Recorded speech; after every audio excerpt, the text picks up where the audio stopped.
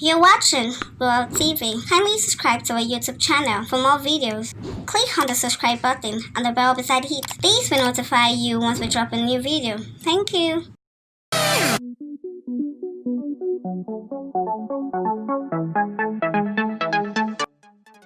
Well-known Nollywood actress Faithia has portrayed her ex-husband Saidi Balogun as an amazing and hardworking father. Faithia admitted this during an online entertainment program with TVC presenters.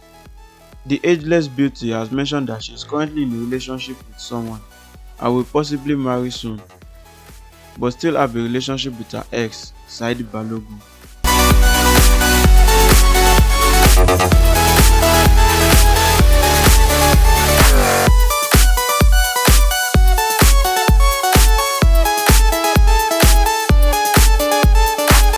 Faithia, when asked if he would allow her to remarry, said, "Sure, he won't stop me from remarrying. He can't stop me." In quote.